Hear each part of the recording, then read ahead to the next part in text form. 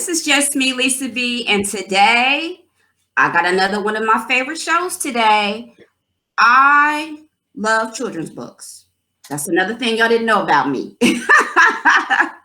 So, funny story. I had interviewed Sarita Braxton. She, if you remember her on my show, she was the one that was starting her own tequila brand. And great interview. So if y'all haven't seen that interview, make sure you go on the timeline and look at that interview. Really great interview. And I was, you know me, I started looking on my Instagram to see who else I could, have on my show. And I came across Jesse Byrd, and he followed me. And I was like, oh, who's Jesse Byrd? And I clicked on his profile, and I was like, wow, this is incredible. And so, before I'm even jump into the questions with Jesse, y'all, I need to just tell y'all some of the things this man has done. I thought I was doing something. I wasn't doing nothing compared to what this young man is doing. First of all, Jesse is an award-winning children's book author and publisher. He started out as an athlete. He is 6'8". This is ridiculous. I'm 5'2", barely, on a good day. on a good day, I'm 5'2". He's 6'8". He played athletics while he was in college. Then when he was doing that and working his way through college, he dabbled in the tech world, worked for Google, y'all. Okay, worked for Google. Then he switched gears and he took his love for writing and became a children's author and publisher. And I'm not even done with that. So he did that. And then to top it all off, I think this just happened. Correct me if I'm wrong, Jesse. You are now an NPR Foundation board member. Is that correct? That's correct. See, I mean, like, this brother is making it do what it do. I cannot believe all these accomplishments. Yes, I can. I can believe all these accomplishments. And I just want to say kudos to you. You are out here doing it. I'm trying my best. Trust me. Well, first of all, welcome to the show. Thank you. After I Instagram stalked you. So I'm apologize for that. But welcome to the show. And I'm just so honored to have you on the show. And I know I just gave a little insight into your journey, but can you talk to us about what made you want to make the change and become a children's author? Because you have a lot going on. Yeah, I mean, first of all, thank you for having me on Side Hustle Saturdays. So this is just phenomenal to be able to talk with you and just talk shop and just hang out for a little while. So I played basketball in college. That was the way I was able to pay for college and afford it, without student loans, is that I was playing on scholarship. First at USF and then at UC Santa Barbara down in Southern California.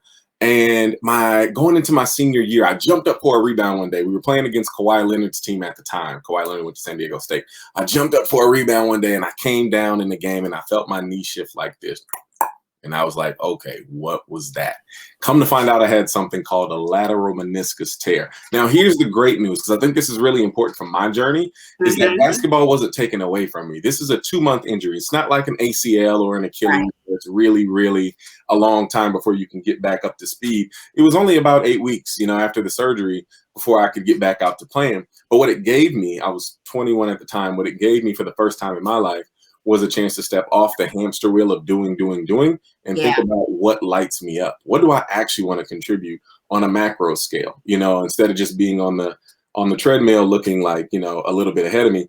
And so when I had that chance while I was healing up, during that time, I went through something that I can now recognize as a mild depression. What I was going through was identity separation anxiety, right? Like I had so closely linked my identity to what I do. At that point, it was basketball and sports, that when there was a rupture in that identity, I felt like I didn't really had taken the time to know myself outside of my craft, outside of what I did to earn my tuition. Yeah. Yeah. And so from there, I really felt like, I got to go into this kind of dark hole and think about what lights me up. And then that's when I discovered it had been in front of me the whole time. It was storytelling and storytelling for young audiences. And so for that moment on, I wrote my coach a handwritten letter in college, playing Division I college basketball. I write him a handwritten letter and say, I'm not coming back to my senior season. I tell him I'm going to forego my senior season and I'm going to learn how to become a storyteller the same way I had to learn how to become a basketball player. I had to learn how to use my pivot foot, how not to carry or travel, how to cut off baseline when somebody's driving. All of these the technique of it, the craftsmanship of doing anything is what I felt like I needed to pour myself into wholeheartedly. And that's what I did from there. And so I spent my senior year of college really focusing in on writing and being a full-time student. My GPA went from like a 3.0 to like a 4.2 because I had never had that much time in my life. Yeah. As a student athlete, you don't get all of this time. Yeah, exactly. You just try to be mind, get those grades so you can play. Exactly. So I had never known what it was like to just be a student. I was like, oh man, I got a whole bunch of time now. I can do the whole reading. So, read. I can read the whole assignment. Like, wow. So you have 3 books that you've written and published. Real Jungle Tales, Sunny Days, and King Penguin. So as a Black writer, did you face any challenges? Oh, a ton. And I will say the challenges are so vast because I grew up in the world of publishing. This is sort of the space that I grew up in. My mom, when I was 11, she quit her job working for HUD, Housing and Urban Development. We were living in Oakland. She got a promotion to go to headquarters in DC, and she had quit her job to begin writing adult fiction. So that's what she's been doing for the last 20 something years. She has 30 incredible and traditionally published novels. You definitely, I'll connect you to, because I think she'd be great for this as well. Oh yeah, absolutely. Please do. She's phenomenal. New York Times bestselling author of adult fiction. Yeah, her name is Mary B. Morrison, if anybody wants to look her up. Mary B. Morrison. Okay. Mary B. Morrison. And so, and because of that, it actually had an adverse effect on me because I kind of grew up in publishing. I was like, I kind of want to find my own thing. And I kind of ignored the signs that I love this too, just a different space within publishing. I like writing for kids. She likes writing for more mature audiences. And so coming out the gate, even though I had grown up in the industry, I still have a spreadsheet of like almost 300 rejection letters from agents and publishers when I was first coming out of college and trying to like pitch my first middle grade novel. And literally it was, every single door was closed to me. And that's when I realized that I felt like the story was worth sharing. And so I decided to put it out myself, try to raise the money to put it out. The first time I tried to raise the money, I failed. I had quit so let me back up. I was working at Google. Yeah. Out of college. That was my first job out of college. And while I was working for them from 9 to 5, I was writing my first book, from the span of 5 to 9. So they get 9 to 5, I get 5 to 9. Right. Somewhere in there is when I'm working on my stuff. And so when the book was done, I was like, cool, I'm going to quit Google. I'm going to do a crowdfunder. I'm going to raise enough money because I'd already gotten all my rejection letters at that point. So I was like, I'm going to raise enough money just to try to put it out myself and just see what it does. If it does nothing, okay, I know I can always go back to work somewhere, hopefully. But I at least want to try because I know this is what I love. And so I quit. I tried to raise the money over the course of 3 months. And we fell short of our fundraising goal. And it was an all or nothing campaign. So it wasn't like we got the cut that we raised. Yeah. And so that was one mistake that I made, doing an all or nothing campaign as an unknown entity. And so I had to go back to work. I was flat broke. I was like in my early 20s, living in the expensive California Bay Area. And I had to go back to work. I was lucky that they gave me another shot. They even allowed me to do some other cool stuff. I always say Google was my grad school because the things I learned there about teams and people and processes, still apply it to my publishing house today in my process as a writer. I always say if you're working and you're doing your side hustle, that stuff is free. If you're working for somebody, take all the classes you can, take all the notes you can, and so when you leave, you take all that with you and apply it to your new venture. I always say that. You ain't got to go to school nowhere. You're already in school working. Exactly. And you're so right. And sort of to round that out. So, then I worked with Google again for another year and a half, and family and friends picked me up. They said, look, they said, if you love something, you can't quit on it just because you had one tough go at it. Like, you had a hard failure, and it was, you know, it hurt. But at the same time, if you do love it and you feel like it's what you're meant to give, you have to kind of find a way. Even if you have to crawl, you have to find a way to contribute what you have to contribute to the potluck of life. And so from there, I quit again after another year and a half, decided to do another crowdfund campaign to raise the money. Not an all or nothing campaign this time. But right. You learned from the I first. learned my lesson. Man. I already got it once. I ain't gonna do it again. But this time we raised the money anyway. So thank God for that. Thank everybody who supported that campaign, because once the book was published, it won awards in Paris and Los Angeles. That was the same book that over 200 publishers and agents had passed on. And from there, really, it wasn't so much a defiant moment. It was like, you know, there is no publisher or agent that can wholly speak for the entire audience. There are totally underserved audiences in every demo. You know, we're totally underserved as Black readers, and as readers of color. And so, you know, it was almost like this light switch moment. It's like, of course they don't know what everybody wants. They know what some demographics want, but they don't know what everybody wants. And so from there, my publishing company was born, because I was like, I want to create more space, not just for myself, but for other creatives of color who want to serve in the children's book realm, largely children's picture books now, but in the children's book space, and they have something to contribute.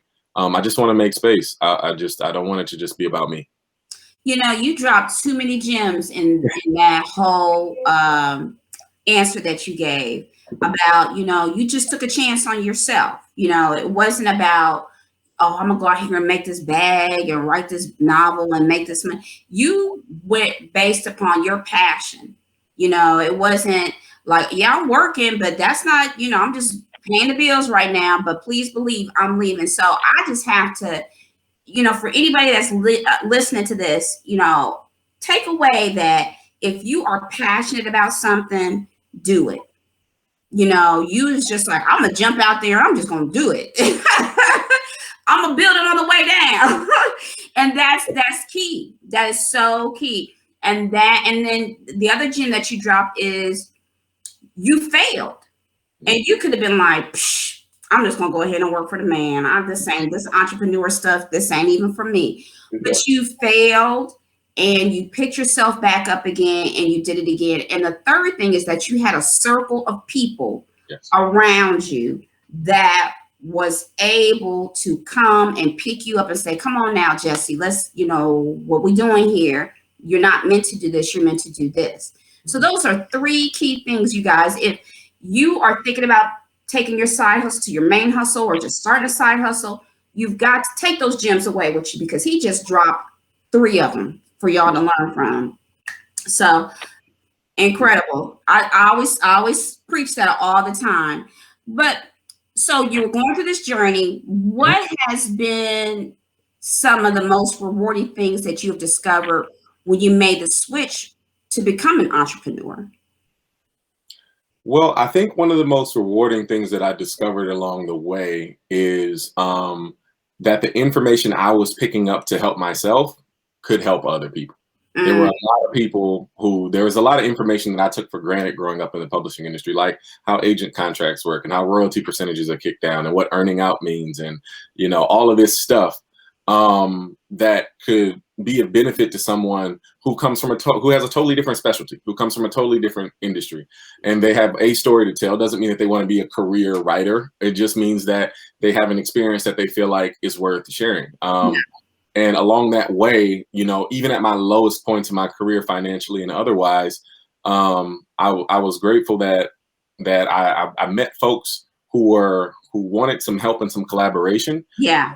And that built out the whole nother side of my business. Like, I do not only publishing for in-house stuff, like we not only publish original works, but we pay other authors and illustrators for their work as well to license it out. But we also help other folks get their stories from A to Z. Like, if our table is full or this story isn't necessarily for our house, we still think there's a good home for your story. We still think there's a good agent and a good publisher.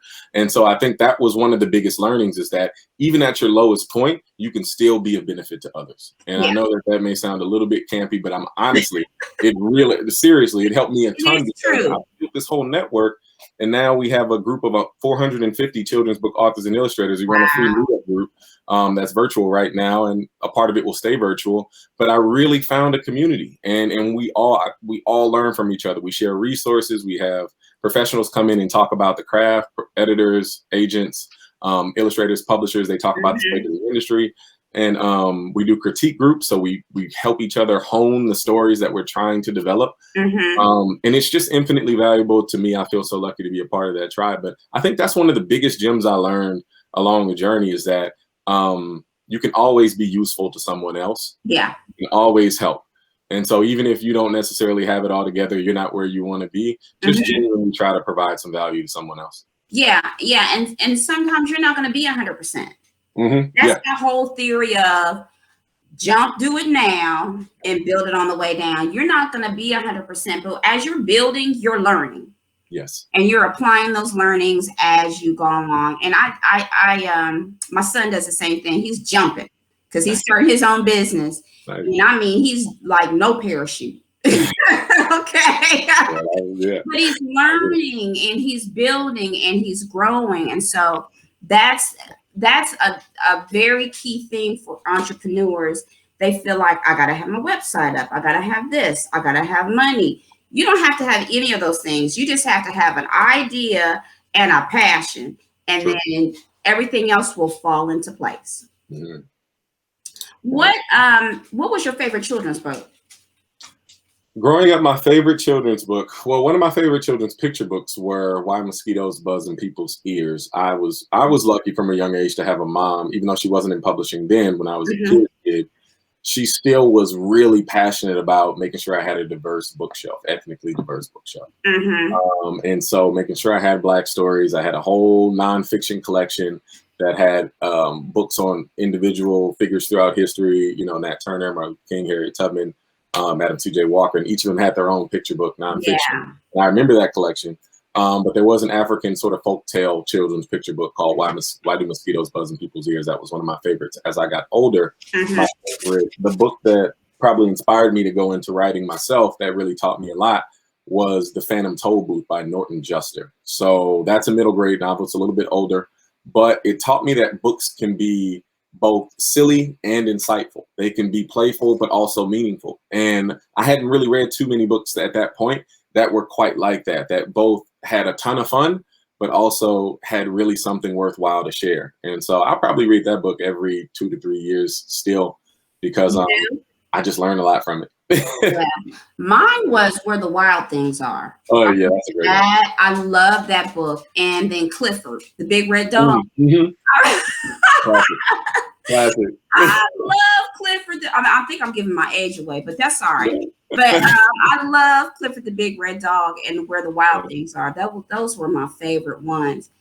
Classic. I know you're doing a lot, and sometimes when people do or start a business and they're going along, they think very one-dimensional. Yes. And I know you're doing some different things. What are some of the things that you're doing to evolve your brand? Well, Lisa, I think that's what was so unexpected along the journey, was that 23-year-old me just wanted to write books. That's all I wanted to do. I just wanted to write children's books. I just wanted to be a writer. I had no interest in being a publisher or an editor or a consultant. I had no plans for any of that. But just as you go deeper and deeper into your craft, and you do realize just like some of the gaps or the holes in the market, and you think to yourself, can I help someone? If I can't help, I won't jump into it.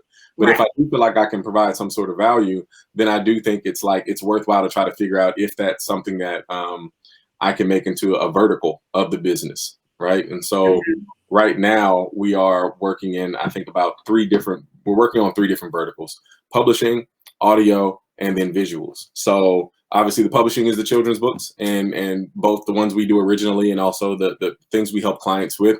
There are a lot of people working on a lot of awesome stuff that we're lucky to be partnered with and on different legs of the journey. Then there's the audio. That's the stuff I'm passionate about, like enhancing authentic diversity amongst like podcasts and things like that. That's my work with NPR. That's why I joined the board. I'm actually now the president of the Youth Diversity and Inclusion Board. So I'm going to be working to bring in a lot of younger folks, millennials and Yeah. under, because Yeah. the board is largely, the board is a different demo, and they recognize that, the Yeah. world's getting younger. And Yeah. so I do feel like that I get to be a part of their team. It's an amazing group of folks who really do care about moving things Yeah. forward, and just be a part of like trying to get that authentic diversity from younger groups up. And then of course there's visuals, all of the content that we produce in the publishing space. We build out a deck for the stories that we think could become TV shows. And we think about like what the episodes arcs, the season arcs. We don't want to wait for somebody to approach us about making a book into a show or a film. We want to actually be proactive. Right, we want to have all of these and find the people. Yeah, right. Like we can come to them, and even if they say no, we're not interested, it's too early, we want to see more sales. That's totally fine. At least we're getting a barometer of where we are at that time, and we can say, okay, how many more sales? They can say, well, we need you at least at 1 million. Cool. Now we have a target. Before then, we were just shooting in the dark. Now at least we know this is the threshold at which we can then re-engage platforms and distributors, whatever that number is. Not saying it's 1 million, just saying like, whatever that number is, we have the information, and now we can set a plan. We can chart a course to that North Star. Yeah. Yeah. That's incredible. Yeah. What is the best piece of advice you would give someone who wanted to start their own business? And you touched upon it just a little while ago, but I think it's more so just the doing. Right. I think sometimes you definitely want to have a plan, and you definitely want to have a center that you operate from. Think about your why. That's always important. Simon Sinek always talks about start with why. I do believe in that as well. Try to figure out your why. What does your business or your service add? How does it add to other people's lives? But from there, there's a part of entrepreneurialism that's messy. And I don't think people talk about it enough. I mean, we talk about spreadsheets and financial forecasts and pitch decks and, MBAs, and all of that's great. But there's a part of it when you get in it, that's the wild, wild west. And you just have to, that's why it's important to know your core and your center, because you can sense when what you're working towards isn't actually in alignment with your mission and values. And when that starts to separate, you can take a step back. If that starts to separate, you can take a step back and you can say, okay, am I still heading where I intended to go? Am I still serving the people that I intended to serve in the way that I was passionate about? And it can be that sort of grounding center for you. But there's a part of it, you just got to get out there and do it. I mean, I come from the world of sports. You can study basketball tape all you want. You can practice in the gym by yourself, but at some point you got to get on the court and play the game. And no matter how much you practice and no matter how much tape you study, once you get in the game, there are things that are going to happen, and there are learnings that are going to happen that you can only learn by playing the game.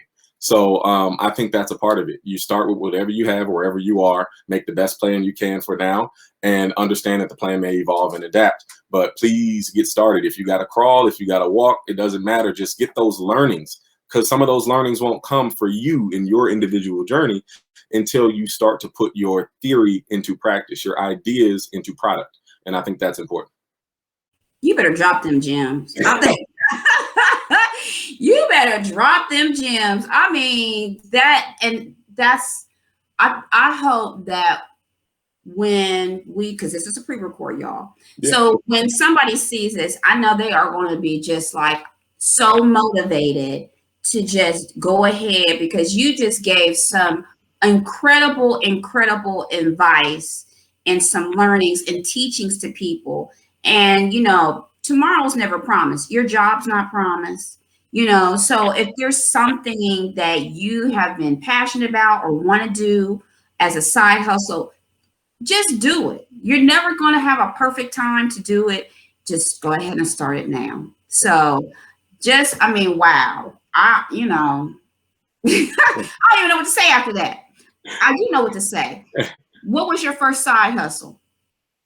First side hustle was a t-shirt business. So that was the first business that I got into. When I was in college, I used to have like this notes folder in my phone. I was playing basketball. I didn't know I was going to do any of the things that I ended up doing later, but I just had these like ideas about concepts, and I didn't really know what to do with them. So I thought they were t-shirt concepts at the time. Come to find out later on, they were actually story concepts. But I will put them in the notes folder in my phone. I didn't know what they were for, but I felt like they were coming, and I should honor them for their presence and at least get down whatever they were trying to put down. So I would put it in the notes folder in my phone. When I graduated, I started a clothing company to get all of that creativity that I had been sitting on for like 6 years at that point, like off into, because it started in high school and carried over into college, and get that off for 6 years. And that's really where the sort of creative outlet came for me in terms of this t-shirt business. And I think I did that for like 3, maybe 4 years. And then I transitioned into storytelling fully. So I was writing the book while I was doing the clothing company. My idea at the time not only was to put out, clothing lines, but also to have each chapter of the book have an apparel release that was related to that chapter. So Oh, that's cool. I thought it was fun too, until I realized how much capital it's going to take for me to do 32 chapters and 32 items, and then and that was only one sector of the clothing company. There was obviously, we did other things that weren't related to narrative, but yeah, I thank two people I thank tremendously for that stretch of time, and even now, of course, all the way throughout, is my mom. She's been a passionate supporter of everything that I've tried to do, and also my now wife, then girlfriend, Iman Abbas, who's been right there and has been integral in all of these learnings. But I will say, if I hadn't had that business and learned those things and made those mistakes and had those failures, I wouldn't have been able to carry those learnings over into the next leg of the race. And I think it was a great phase. It was a great education. I got to create some things that I'm still passionate about, that I still believe in. And I knew when it was time to sunset that particular business. Like I felt it. I was like, my heart is now fully, and it's moved over here. I've learned, I think, what I came to learn from this leg of the race, and now it's time to transition. And so I think that was a valuable lesson too, is that I think sometimes we always think of a particular business or hustle as a forever thing, but maybe it's like a rocket where some of the boosters have to fall off if you're going to make through the next atmosphere, right? And so it's the same thing sometimes with companies. It's like, this business has taught you what it came to teach you. Same thing can happen in relationships. This relationship has come to teach you what it came to teach you, and now it's up to you if you're going to take the learnings, apply them forward. Well, kudos to your mom. Yes, they're both building the foundation. I mean, kudos, because parents. Here's a perfect example. Kudos to her for giving you the foundation, giving you like, okay, this is what I did. You can do this too. And kudos to your wife for supporting you, because sometimes people don't get that support from the spouse. Like, we need to pay the bills, so I don't know what you doing. You know what I mean? We had those conversations too. I mean, it's been a busy so kudos to her for holding you down, and letting you do what you do, and understanding that this is my passion, this is me, and and that I kind of build generational wealth, right? Like, I mean, I was clear about that from the beginning, that this isn't just some arts and crafts project for me. I want us to have passive income. I want us to have things that we can pass down to our kids, and at least give them the option if they want to enter this industry. They don't have to, but at least you have some trickle down learnings. There's something that there's an industry you're going to know intimately, whether you decide to do anything in that industry or not. And I think that's so valuable, because that's been really taken from us so much over history. We haven't been able to pass down ownership of anything, I think it's a lack of knowledge. And I think it's that, if I don't do this, or I have to do this. I think we've been brainwashed a little bit, that you've got to do this, this, and this. And I think this new millennial generation that's coming in, and even the younger ones coming up, are changing the game. So it's a different work ethic. It's a different type of, I don't have to stay at a job and retire after 50 years and get a gold watch and, feel unappreciated. They feel unappreciated. They gone. Quick. It's as simple as that. I mean, these millennials will get in here. They be like, oh, well, okay, I got to go. And they'll go to the next gig, and they're real good at doing that. So we could take some learning from you, because I'm not a millennial. I'm just going to be honest. I'm going to just take some learnings from you. And I appreciate you for being on the show and helping us and educating us as fellow entrepreneurs, as fellow side hustlers, even fellow business owners. And I just hope someone that watches this gets motivated and gets excited and takes some of those gems that you just, I mean, bombs, they were bombs, forget the gems that you just dropped, and take those and just grow and evolve and elevate their business as well. Jesse, where can people find you on the social media platforms? Yeah, so Instagram at Jesse B Creative. That's Jesse B as in boy creative. Same thing if you look it up on Facebook and LinkedIn, you can just look me up at Jesse Byrd. JesseBCreative.com is the website, so everything's pretty streamlined. And as mentioned, love if you have a story, idea, or concept that you feel like you want to serve kids with, I would love to connect with you. Seriously, go to the website or email me, Jesse at JesseBCreative.com. Set up some time for us to talk about what it is you're trying to accomplish and how we can get you from A to Z, because publishing can be this big, cloudy, mysterious, ambiguous industry. Yeah. And I think sometimes a lot of stories don't get to their end point just because it's so frustrating to cipher through all the information. You're reading blog posts and articles, and one saying that this is how it works and another saying that this is how it works. And honestly, my family's been in publishing now a combined 31 years. And so I value more than anything, even when I'm talking to other people, their lived experience, because it's only going to be one experience. It's not the only way the business can go. Exactly. But at least that's what they're, that's what we make our living on in the publishing. My mom and I separately, that's what pays the bill. So it's like I would only share with you something that I know to have been true. And so I'm passionate about that as well. But if you would like any signed copies of our original books for your kids or loved ones, I'm happy to sign and personalize books. If you just order them through the website, I'll make sure I get your name on them and I'll sign them myself. And holidays is coming, y'all. You know, Christmas is how many months away? It'll be here before you know it. Good Christmas gift. So just keep that in mind. And for me, you can follow me on Instagram at Side Hustle _Saturday and on Facebook at Side Hustle Main Hustle. Jesse, it has been phenomenal. I ain't even say it's been a pleasure. It's just been a blessing to me, and it's been phenomenal to have you on the show. We had a bumpy road. So we got here though. We got here. Likewise, this has been a gift. I love what you're doing in terms of information sharing and just sharing different parts of the journey, because I think that's how people find their way. They see different examples of how people can navigate, and then they find out what's their path, what resonates with them. So this information is everything. So thank you. Oh, thank you. I appreciate that. So Side Hustle Saturday community, reach out to Jesse. If you got that book idea, do that. And I will talk to everyone soon.